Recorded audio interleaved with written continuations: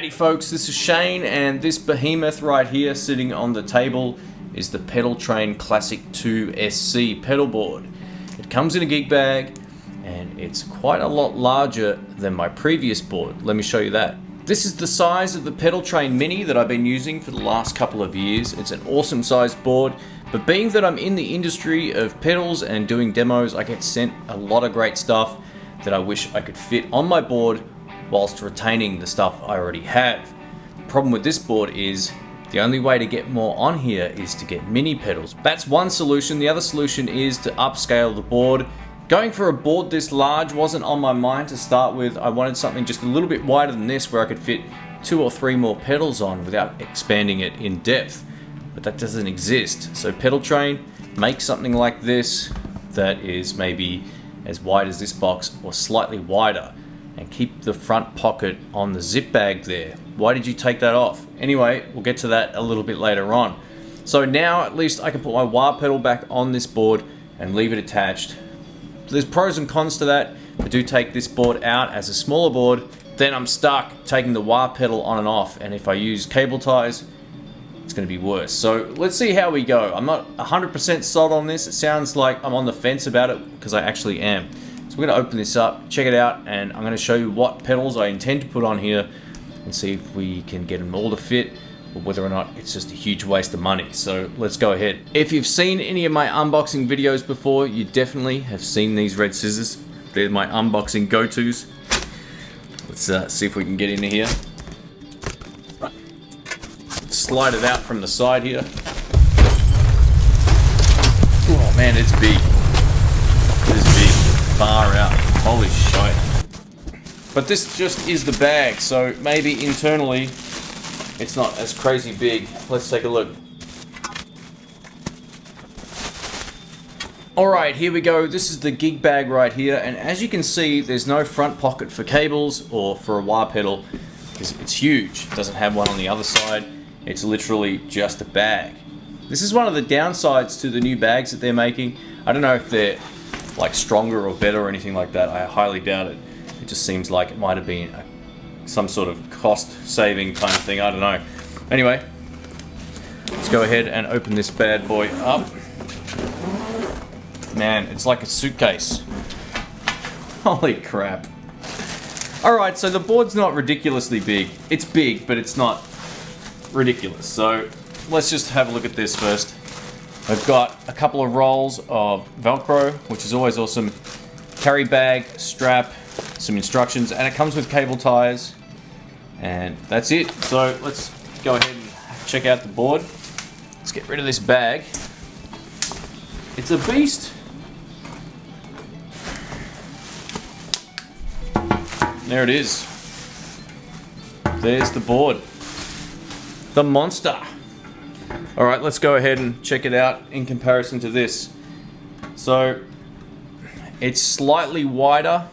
If we're gonna, do it from edge to edge, it's about 1 pedal wider, and it's got that extra section at the top for more pedals. So this might be actually perfect for what I'm looking for. I was a little suspicious whether or not this would be crazy big. I was at World of Music in East Brighton, and the guys were nice enough to let me grab stuff out of their cupboard, like the pedals, put them down and guesstimate, I guess, if I was on the right track size-wise. I think I am. I think this looks pretty cool. And the thing I like about this one is it's angled. Check that out. Very cool. As I mentioned, I do lots and lots of pedal demos. If you're not already familiar with my channel, please subscribe. I've got lots of new stuff coming up all the time. And because of that, I have lots of pedals I'd love to gig with that don't fit on this little guy. So this was the plan, to get them on here. We're going to see if we can do that right now and just put them on in a rough spot and see if they're going to fit in the way that I hope. Otherwise I take it back.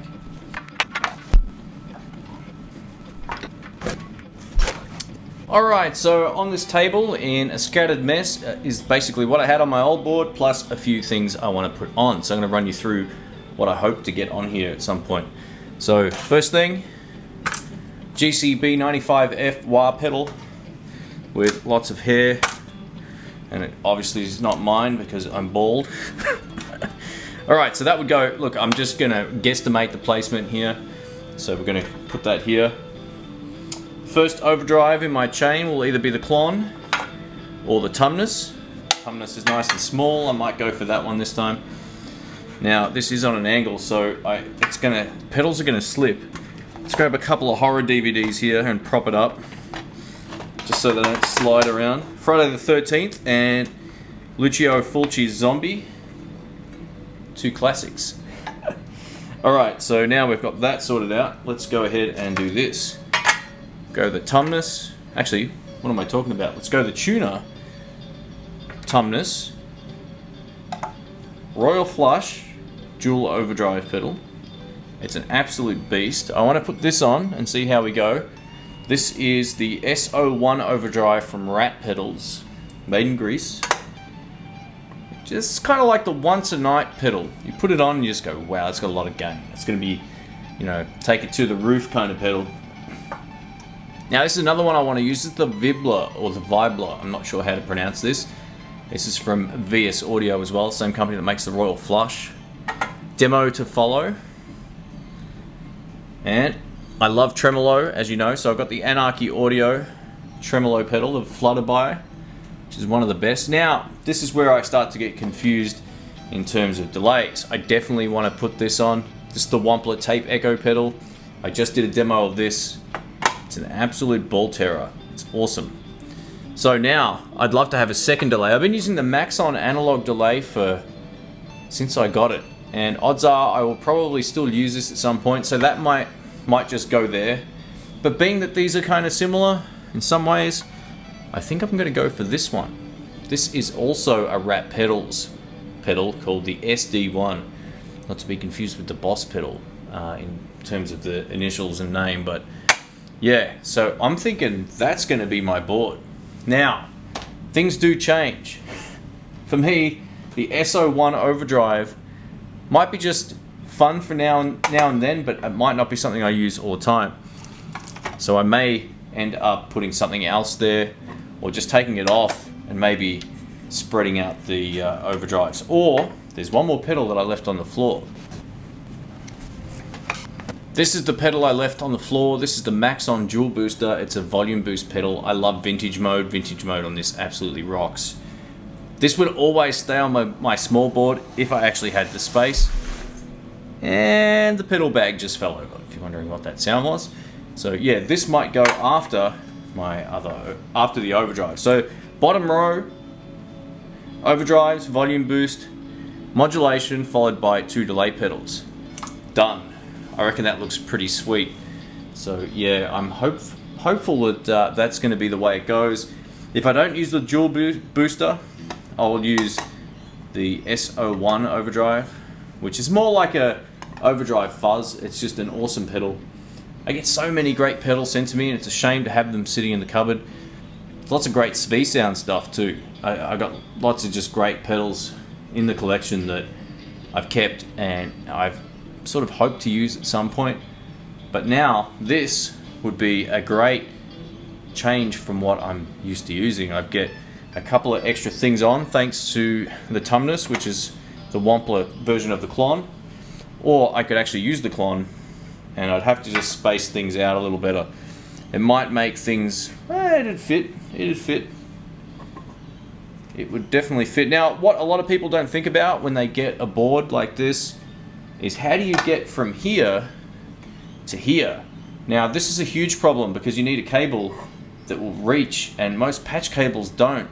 So I do have one that's about 1.5 feet. Hopefully that's long enough to get from here to up top here. Otherwise I can reverse these around and move them around a little bit, bunch them closer this way if I need to make sure that the lengths work. And if I'm also lucky, I could probably also fit my wireless pack on here, but I'm starting to get to a point where there's plenty of stuff already on here, and I'm not using the wireless pack that much these days, so odds are I'll probably give that a miss. Now the true test here. Yeah, it's not so bad. It's not so bad. It's not what I would consider as light as my old board by any means, but it's not ridiculously heavy. When you have a Super Reverb and you own a Fender DeVille 212 and a Blues Deluxe Reissue amplifier, you get used to carrying heavy crap, so this should be cool. So I'm going to go ahead and get this on the board, and I'll do another video about that once it's all set up. So thanks for watching, folks. If you have any suggestions about the order of this, or if you see something that should be on here from my collection, from my videos, please let me know. And yeah, let me know if you think I should use the Klon or the Tumnus, which is essentially the same thing. The Tumnus is great. It actually looks pretty cool. It may actually lighten the load by grams, although they're very, very similar in weight, which is kind of odd. I wouldn't have expected that. So yeah, there we go. 2 delays, 2 modulation pedals, 2 overdrive pedals, and an overdrive slash fuzz type of pedal. The tuner, some people say you can use one of those clip-on tuners. I would leave mine at home every time I actually need it. So for me, a tuner is the way to go. I'm a lefty, so I don't know if this is just how left-handers work, but I like to use the wah pedal with my right foot. So I have it on the right of the board, right as in if I'm looking at it. Most people I see use it with their left foot, but they're all right-handers. So I don't know, I see a lot of wah pedals off the end of the boards this side. For me, I like it this side. I'll definitely make sure I set this up in a way where it all fits and I got lots of space and I don't over clutter anything. I think that would be more than what I would need to play my original songs, as well as the blues stuff, the blues rock stuff that I play, as well as funk, all that kind of stuff. Lastly, just to give you a rundown, I've had this wah pedal forever. It's been awesome. I haven't found one that I like more around the same price. There's just nothing like the GCB 95F. It's an awesome pedal. This tuner has been around for a long time for me. The TU2, I've had it for a number of years, and it's an amazing tuner. It just keeps on going. Most of the other stuff is relatively new, except for the Klon, which I've had since the first batch of the new ones. And yeah, it's been great. I love it. My plan with the smaller board is to put something together that I can take to a jam night.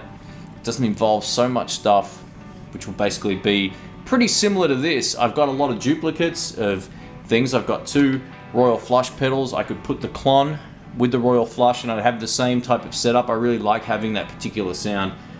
And I could put the Maxon analog delay back on the small board and have a secondary board that does the business just as well. Thanks for watching, folks, and don't forget, please give the video a thumbs up if you can. I absolutely appreciate that. Don't forget to also let me know your thoughts on the Pedaltrain pedal boards, as well as my current setup and what you think of it. Thanks, folks. Thanks again for watching, folks, and don't forget you can click one of these 2 videos right here to take you through to more of my content. You can also click on the In the Blues logo that just popped up to subscribe to the channel.